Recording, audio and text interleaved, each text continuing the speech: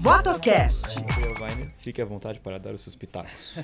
Professor, eu concordo que a gente vem avançando, mas por uma feliz ou infeliz coincidência, hoje, 31 de março, a gente completa 58 anos do golpe militar, né?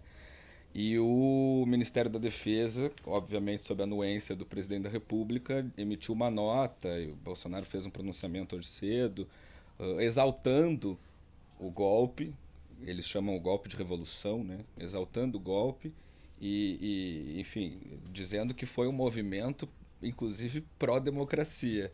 Mas a gente sabe que na ditadura a Constituição era desrespeitada, o presidente não era escolhido pelo povo, havia perseguição, tortura, assassinato de opositores políticos, o Congresso foi fechado, a imprensa foi censurada e, no fim, a economia ainda estava em frangalhos, né? Como se já não bastasse todo o resto, entregaram uma inflação absurda e que levou a gente até ali o início dos anos 90 bem conturbado. Como que 58 anos depois do golpe, a gente está assistindo uma instituição, né, porque o Bolsonaro não é só o Bolsonaro, é a presidência da República, exaltando esse movimento de 64. Onde foi que a gente errou? Foi na anistia? Tem um livro do Hélio Gaspari, né, que se chama Ditadura Escancarada, né, uma série de volumes, mas ele conta uma história muito curiosa que a suposta revolução feita pelos militares, ela não ocorreu no dia 31, mas no dia 1º de abril. E para não ficar no mesmo dia da mentira, começa na madrugada do dia 1º, né? Então, para não virar a história do dia da mentira, os militares afirmam até hoje que foi no dia 31. Mas, se não foi no dia 1º, segundo os militares, há uma grande mentira nessa história, de que foi a revolução, né? Aliás, é por isso que o povo ficou sabendo que foi no dia 1º de abril. Tô brincando. Mas aí o que acontece nessa história toda, né?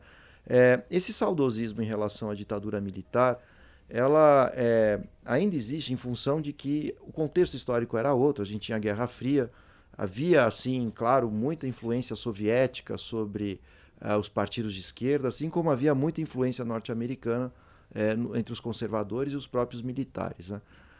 Os militares, a gente não pode esquecer, eles têm uma formação superior, que é na Escola Superior de Guerra, que foi formada logo após a Segunda Guerra Mundial, em função do contato dos nossos militares, os pracinhas, inclusive, com generais norte-americanos. E aí que se começa a passar para o Exército Brasileiro toda a ideologia norte-americana, né, de capitalismo, vamos evitar o socialismo, etc.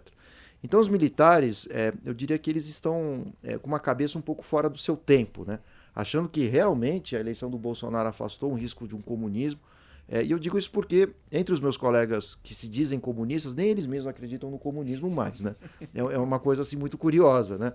No máximo que se a gente tiver a social-democracia, que, enfim, você pretende algumas reformas dentro de um cenário liberal, democrático, capitalista, é o que sobrou desde o final da União Soviética, né, para a esquerda, né? Inclusive seguindo o modelo keynesiano, intervencionista de Estado.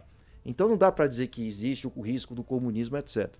Então o Bolsonaro ele tenta capturar o apoio de um certo eleitorado que tem uma visão absolutamente distorcida da história, né, que realmente acha que o risco do comunismo ainda existe. Isso se revela principalmente nas pautas morais, né, que vai ter o kit gay, a gente lembra 4 anos atrás, né, que vão liberar as drogas das universidades, toda aquela história toda. Então é pela pauta moral, né, que ainda esse discurso de que os militares salvaram o país ainda resiste. E quem nós vemos defendendo, né, são pessoas que, com todo o respeito, né, vivem num mundo paralelo, né, quase que lunático, né, e nós vimos isso ano passado, exatamente nessa época, houve uma primeira ameaça de uma intervenção militar nesse dia, né, 31 de março e 1º de abril. Não ocorreu. Esse ano a discussão foi muito mais fraca, quase que ninguém percebe, né? Aliás, Dória e Sérgio Moro eliminaram qualquer chance de discussão sobre o golpe. Exatamente. E a última vez que nós vimos com força esse movimento foi no dia 7 de setembro do ano passado, e que não vimos nada demais, né? Ou seja, o Bolsonaro teve que recuar, ligou pro Michel Temer, que foi pior para ele, teve um humorista que fez uma piada, né, com o Bolsonaro. E hoje, de fato, para boa parte da população brasileira, desejar um novo golpe militar, saudar 64 como uma revolução, virou motivo de chacota, né? Isso porque está nos livros de história, os professores dizem isso, Não há o que questionar, né? E aí a questão era, será que o problema foi com a anistia? De certa forma, sim, né? Se a gente olhar outros países como Argentina, Chile, Uruguai, eles reviram as suas leis de anistia, porque houve uma infração contra os direitos humanos.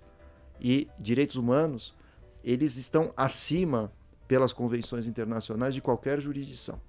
Então, se você mata, tortura, faz com que pessoas desapareçam, né? Tudo isso tem um peso que extrapola o nível de uma jurisdição comum, como uma simples lei de anistia.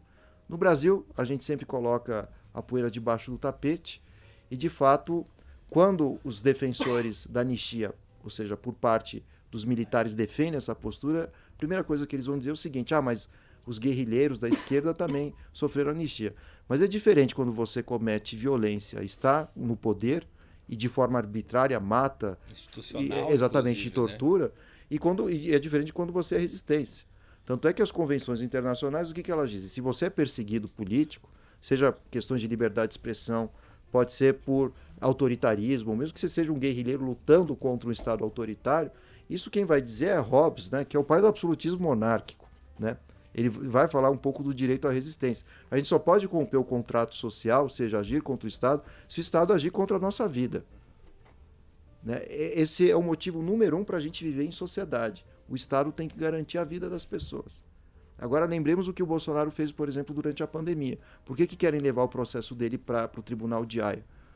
Porque ele infringiu um direito humano que é o número 1, o básico. Todo governo existe para garantir o direito à vida, o direito à autoconservação. Então, voltando aos militares, é um absurdo que se defenda, né, exatamente um dia comemorativo, porque não há nada o que comemorar, né? A gente teve uma grande mazela social, a desigualdade social aumentou, e se alguma coisa melhorou para o Brasil, foi para uma elite, para alguns privilegiados que usufruíram exatamente de um governo autoritário. VotoCast. Jornalismo SPM nas eleições 2022.